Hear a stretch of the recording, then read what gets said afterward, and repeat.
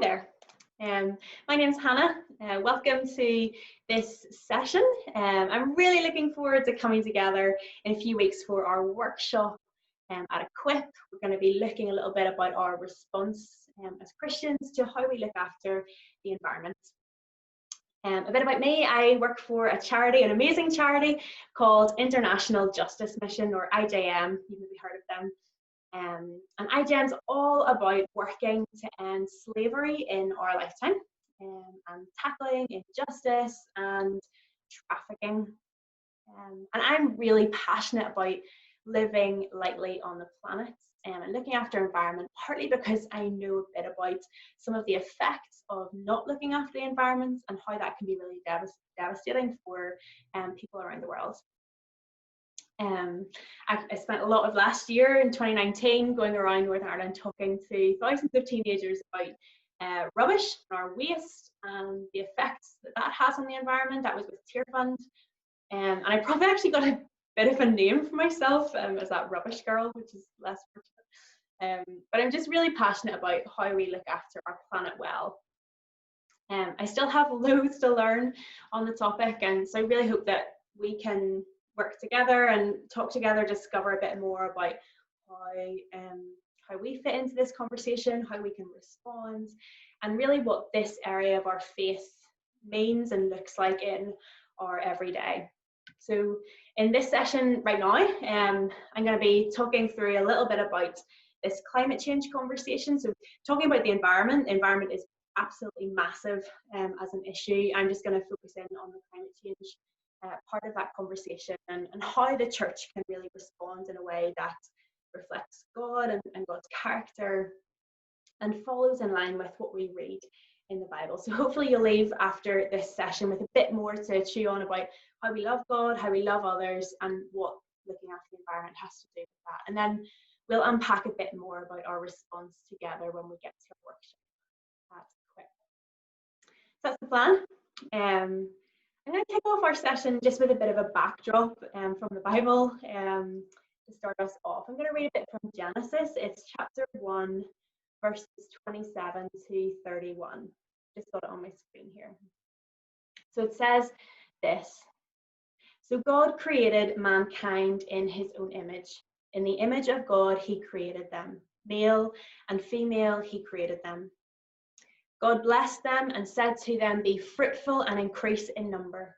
Fill the earth and subdue it. Rule over the fish in the sea and the birds in the sky and over every living creature that moves on the ground." Then God said, "I give you every seed-bearing plant on the face of the whole earth and every tree that has fruit with seed in it. They will be yours for food. And to all the beasts of the earth, the birds in the sky, and the creatures that move along the ground, everything that has the breath of life in it, I give every green plant for food." And it was so. God saw all that he had made, and it was very good. And there was evening, and there was morning, the sixth day. We'll come back to that a little bit later on, but it's just a backdrop for our session today. So if we think back, cast our minds back to just a few months ago, it was just before lockdown, which feels like about 2 years ago at this stage, but it was just a few months ago we saw this unprecedented situation unfolding around Heathrow Airport, which is in London. Around these plans for a new runway at the airport, Heathrow wanted to build a third runway. Heathrow is the busiest airport in the UK. They wanted to expand. The third runway was part of this plan. But this expansion of the airport was actually ruled unlawful by the Court of Appeal.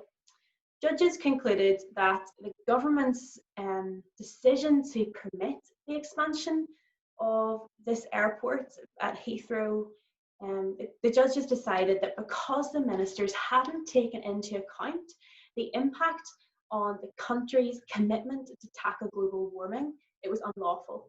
They said, no, you can't do it.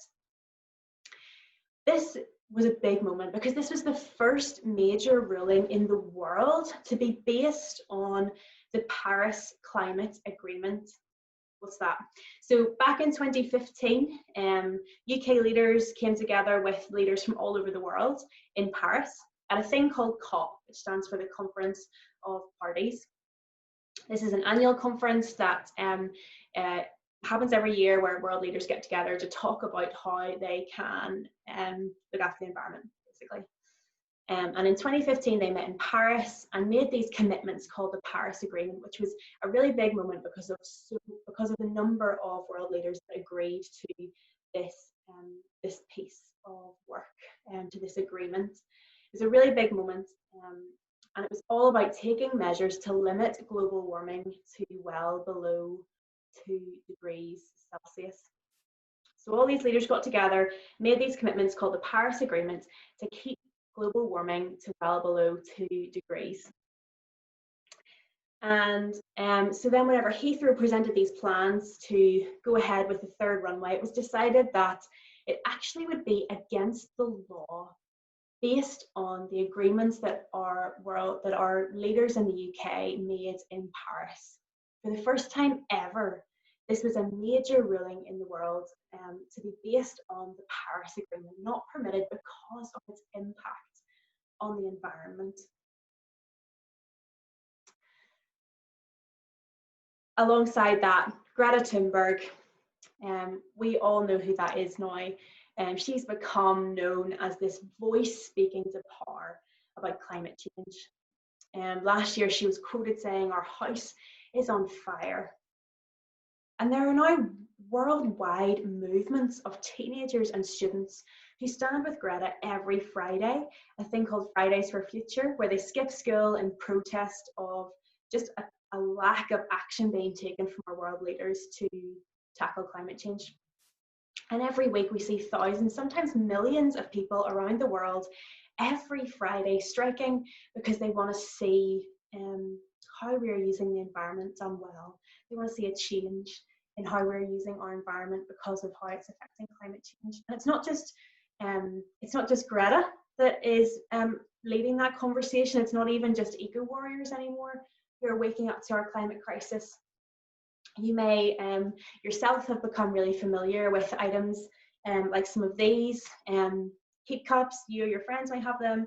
Might be plastic-free toilet roll. It could be reusable water bottles, bamboo toothbrushes, shampoo bars, all sorts of different items that are popping up all the time, that even a few years ago, these items were really for like the really hardcore eco warriors.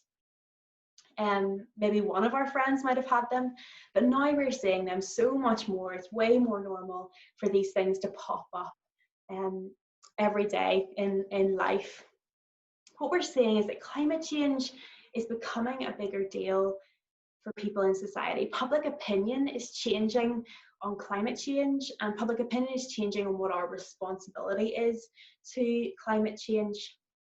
We're seeing that right around the world, right from our everyday items right up to big decisions being made in the courts. So what about the church? How does the church interact with the conversation? Do we match public opinion and get rid of plastic straws and focus on recycling in our churches and get church keep cups? The answer might be yes. Do we interact with this conversation in a different way? And we're going to think through some of these questions in our workshop later on. But for this session, this conversation now, this is really just a starting point to this huge debate and conversation. Hopefully it'll be a challenge for us as we want to grow in our faith. But I just want to say for now, throw any feelings of guilt out of the window. There's no place for that here. This is something we're all thinking about, that we can all take action. We're really all in this together, to quote the wonderful High School Musical. So yeah, and that's where we're at now. That's what we're going to look at. And just to kick off that, I suppose I wanted to make sure we're all on the same page with a bit of a mini science lesson. We hear the word climate change all the time, but do we actually know what's happening when we say that? What we know is that the Earth's temperature has changed throughout history. It's fluctuated. Most of these changes have been caused by small variations in the Earth's orbit. Climate change, as we know it today, is characterized by a really abrupt increase in the Earth's temperature. So there's been variations, but this really abrupt increase in the Earth's temperature is what we know now as climate change. And what we know is that out of the last 13 years, 10 of those years have been the hottest on record. 99% of scientists now agree that climate change is not caused by those natural variations in the Earth's orbit, but very likely caused by human activity. Since the Industrial Revolution, way back, we've come a long way. We've learned how to build aeroplanes and faster cars. Incredible, remarkable technology has appeared. And we've learned through this how the Earth's natural resources around us can be brought and used for our benefit. And this has led to some absolutely incredible things being invented, like our phones and our laptops, the ability to take a plane halfway around the world for a holiday. But it also means that we've increased our consumption of the Earth's resources. And because of that, in turn, we've then increased our production of greenhouse gases into the atmosphere.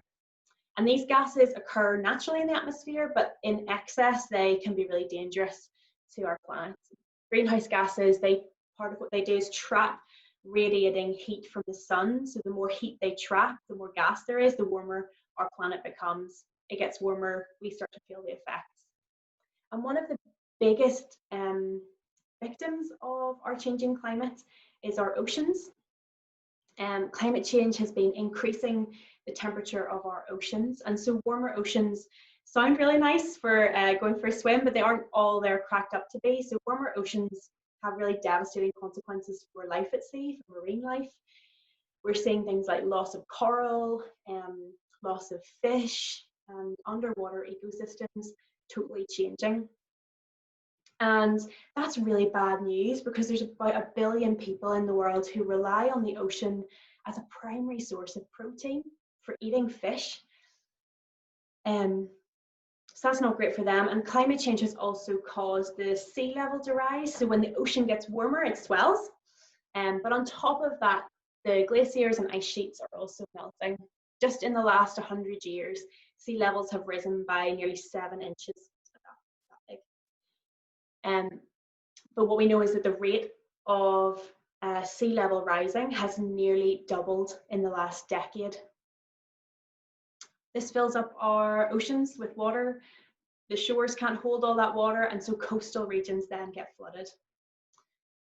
There's also other really troubling signs of climate change, like increased extreme weather events, so natural disasters, flooding, tornadoes, droughts, heat waves, are all effects of climate change. So to sum it all up, climate change really is what we're going to talk about, what we're going to use in this session. Climate change is the long-term change in the Earth's overall temperature with massive and permanent ramifications.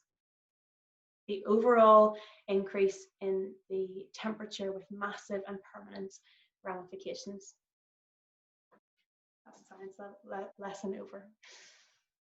So 99% of scientists agree that climate change is not caused by variations in the Earth's orbit, but very likely caused by human activity. It's really interesting to see how, as we've developed our technology, which includes using fossil fuels, producing greenhouse gases, global temperatures have risen. As we've developed our technology, at the same time, we've also seen an increase in our drive for efficiency. So much of our technological advances help us to do things quicker, more instantaneously, to get where we want to be quicker, to learn anything and everything that we want, anytime that we want. We can hear the news 24/7. The advancements that we've made since the Industrial Revolution have caused the pace of our lifestyles to increase. And so the rate at which we consume has also increased, and is, in fact, we could say it's skyrocketed. And that's a really vicious cycle, because the quicker we move, the quicker we want to move. And we can see around us this increasing obsession with efficiency. We see it even in our own lives. Our phones now, we just use our thumbprint rather than typing 4 numbers.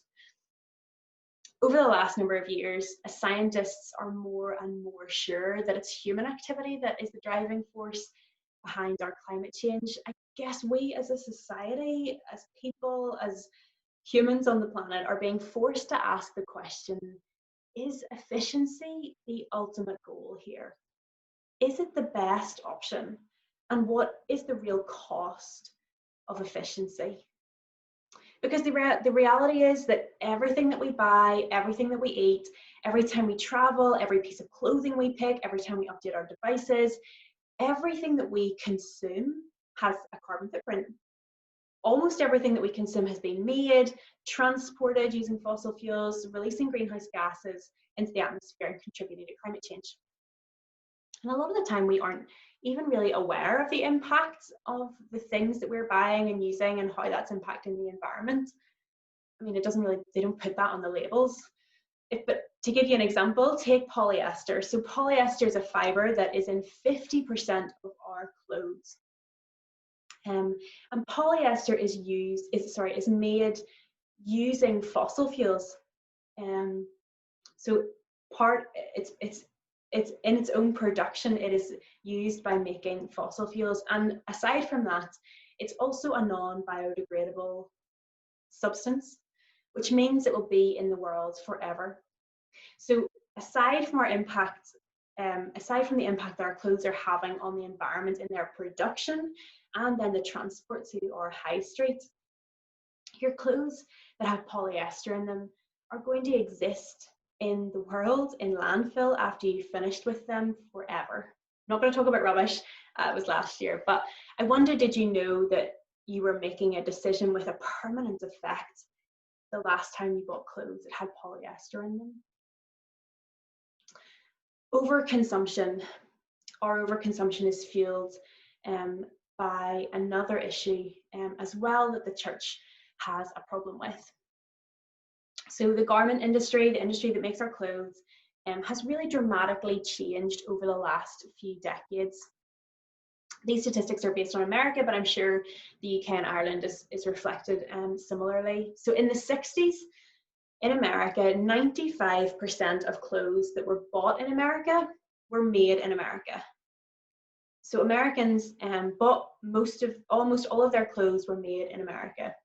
Americans spent about 10% of their annual budget on clothing and owned very few items of clothing. Just a few decades later today, only 2% of clothing that's bought in America is made in America. Before, it was 95%. Nearly all of the clothes in the 60s in America were made in America. Today, almost none, 2% of clothing that's bought in America is made in America. And Americans spend only 4% of their annual budgets on clothing rather than 10% before, but somehow manage to own way more clothes than what they would have owned before. How is it that our clothes have become so cheap? One of the reasons is because big multinational corporations, big companies, shifted the production of clothing to countries like Southeast Asia, like Bangladesh, Vietnam, where governments don't enforce laws all the time that protect workers. There maybe aren't minimum wages, there are no unions, people are working 7 days a week in hot factories that often aren't even safe. You might remember the infamous Rana Plaza disaster in Bangladesh a number of years ago, where a factory that was unsafe collapsed in on the workers making clothes at the time and killed 1,300 people. The apparel industry is also one of the top industries that is plagued by human trafficking. And that is modern day slavery. 1 in 6 people in the world work in the garment industry. That's 1.5 billion people. Fewer than 2% of those people make a living wage. This injustice, this cheap labor and modern day slavery, this injustice makes our overconsumption possible. And it's not just in the garment industry. I wonder, do we know where our technology came from, or the items in our homes, or our food? It's injustice that makes our overconsumption possible. And our overconsumption fuels climate change. And so the maths is really simple here. What we can see is that the more that we consume, the greater the contribution to climate change, and the more that we consume, the more the Earth's temperature increases. Just as a side note, the Bible speaks really clearly on consumerism, doesn't it? So Matthew 6, says, "Do not store up for yourselves treasures on earth, where moths and vermin destroy and where thieves break in and steal, but store up for yourselves treasures in heaven." It's really hard not to get caught up in the culture of consumerism that is all around us, that we exist in. But we know that consumerism is fueling climate change, and the rate at which we are consuming is harming the environment. Our consumerism has been speeding up and taking ground as our culture pursues efficiency. Coronavirus, it was bound to come up at some stage, but coronavirus has brought pretty much the whole world to a standstill at different times as different countries have experienced lockdown, and there's been travel restrictions, particularly air travel restrictions. And records are now showing that there's been a significant reduction in the level of emissions in the air, a significant reduction in air pollution that contributes to climate change. Water pollution has significantly reduced in some places, and what we're seeing is that fish and animals have returned to habitats that they haven't been in years. It's almost like creation has been breathing deeply as it's been allowed some rest, as our human activity has been forced to slow down. It's just an interesting picture of contrast to our business as usual, what we're used to, with production fueling consumerism, pollution that contributes to climate change. And so that's the situation we find ourselves in.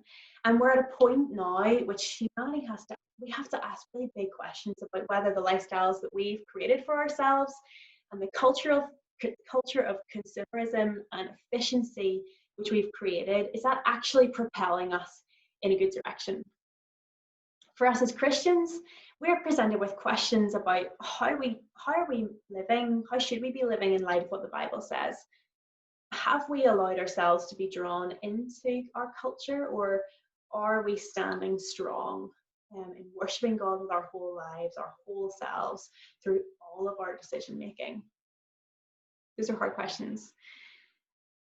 The great news is that when we read the Bible, there's so much advice and teaching from Jesus about how we follow him and how we look after the planet as part of that.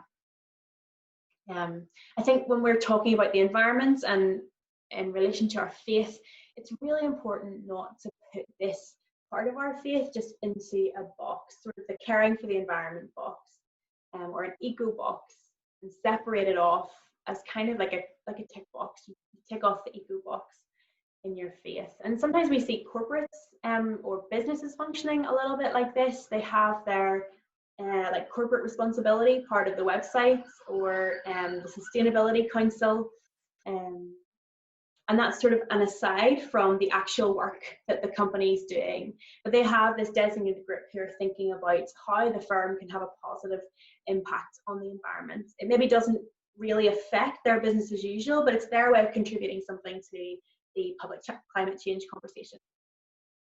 For the church, I think it's different. Yes, there will be people, and it's incredible that some people feel more called to this issue of looking after the environment and creation care. But when we read the Bible, there are verses that very specifically highlight our role to look after God's creation. And actually, the conversation is about way more than just ticking an eco box. It's way more than the Sustainability Committee. It's something for all of us to filter into everything that we do. This is more about a lifestyle of worship, of which living lightly on the planet is incorporated, and that impacts the choices that we make on a daily basis. Really, this environment issue is part of the bread and butter of our faith.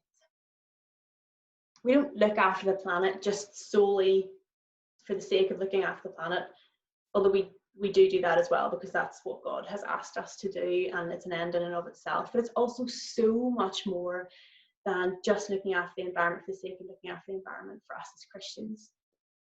Climate change, looking after the environment, it's not just an eco issue. I think looking after the planet is both an issue of justice for those in the world who are living in poverty, and also an issue of our worship. And we're going to explore both of those areas a bit more in our workshop. But to just look at them briefly now. So this issue, environment in relationship to our worship, when we read that passage in Genesis, we see that we sit in this really unique place in relation to God and to creation.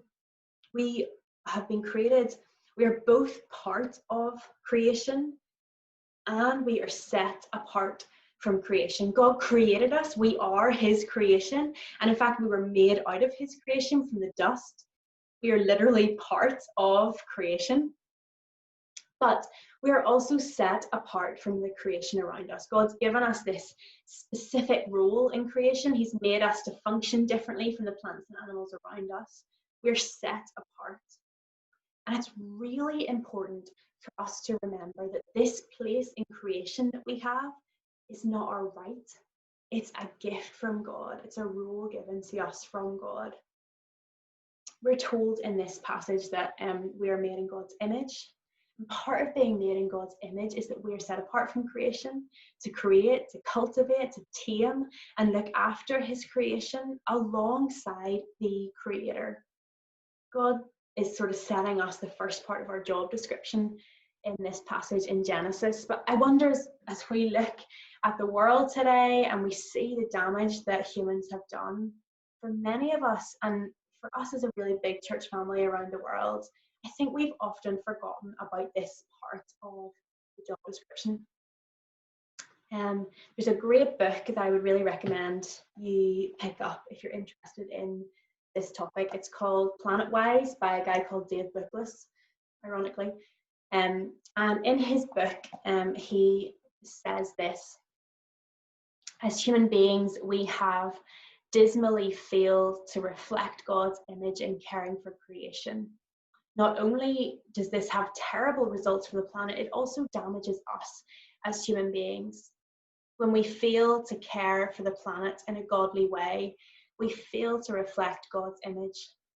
If we neglect the planet, we become truly less human, and God's image in us begins to fade away. That's the end of the quote. The Bible is really clear about our role as stewards of the earth. And when we don't look after the environment, we're living in a way that doesn't match up with the teaching in the Bible. And just like with other sin in our lives, that has an impact on our relationship with God, and it impacts our worship. The passage in Genesis, it instructs us to subdue the earth. I think we can definitely say we've taken control over the earth, but it hasn't always brought life.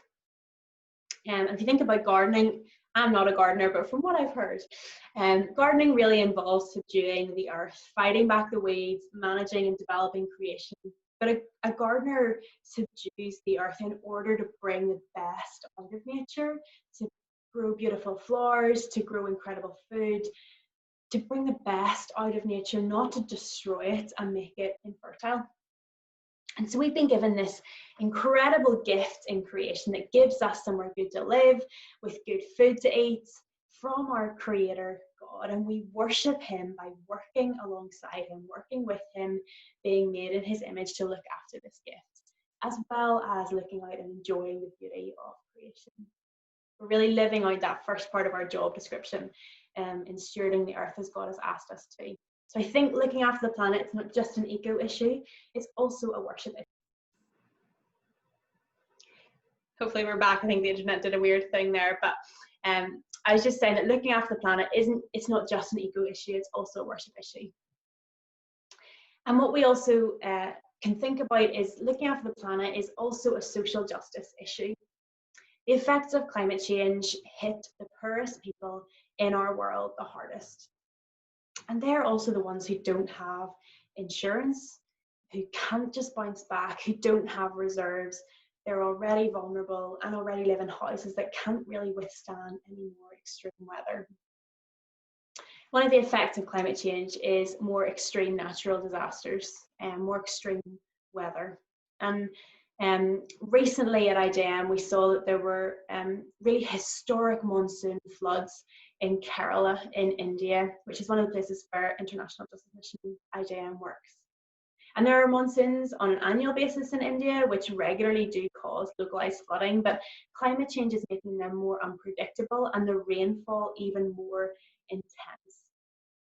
And so in Kerala recently, that resulted in huge historic flooding, which killed hundreds of people, and millions of people were displaced. Homes flooded, washed away, possessions destroyed. And for people who are living in poverty, those possessions may be everything that they have. And their home may be the only place that they have to go, even if that's a tarpaulin shelter at the edge of the road. For people who are living in poverty, for those who are vulnerable, this kind of extreme weather is devastating. There's no insurance. There's little to no government help, especially if your house or your shelter wasn't registered before it was washed away, which is the case for the majority of people who are living in extreme poverty. School supplies in your house, clothes, food that was stored, all gone.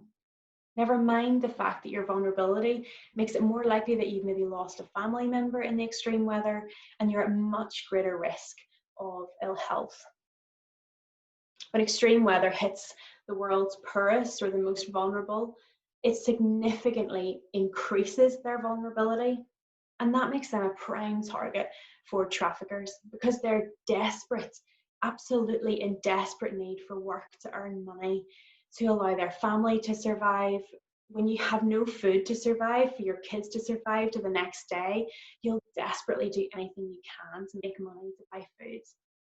And in Kerala, after these floods, it was great that IJM were able to work with the police on an anti-trafficking project that was called Safe Kerala that would help local officials to protect those who were most vulnerable after the flooding.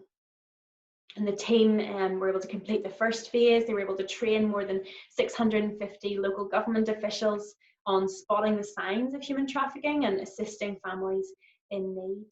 In the next phase, on behalf of the government in Kerala, IJM were able to monitor local officials' effects and to do this rapid assessment survey of flood affected communities to find those who were most at risk. And to develop long-term protection plans for them.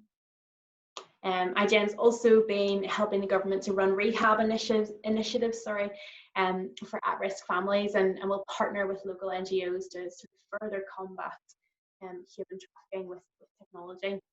This is a great good news story in the midst of that terrible disaster.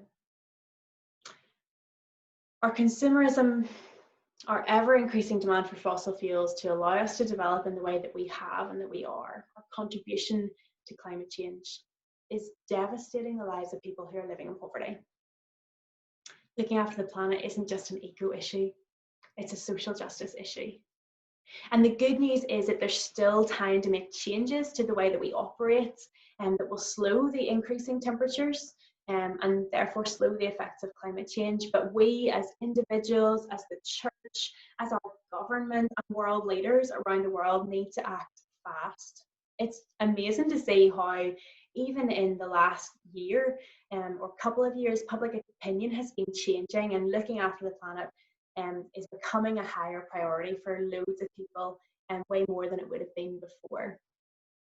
But the question is, how could the church become a radical leader in that conversation? How can we show that because we love God so much and because we love others so much, that this issue is so important to us that we're prepared to turn culture upside down and radically pursue creation care because it's a central part of our faith? And those are all questions that we are going to look at in our workshop at Equip. I'm going to wrap up here, but I'm really excited to continue this conversation. The internet's an absolute joy, isn't it? I'm really looking forward to exploring some of these questions in our workshop and really pushing on in the conversation about how we can respond to these issues of looking after our environment as part of the church. So yes, we're going to continue that in our workshop. I'm going to wrap up now. If you're really interested in this subject, as I said before, this is a great book to look at, Planet Wise by Dave Bookless. I've also been reading The Ruthless Elimination of Hurry by John Mark Comer, which touches a lot on this concept of consumerism. So do check those books out if you are interested. I'm going to wrap up now, but really looking forward to seeing you in a few weeks, and we can continue the conversation then. Thanks.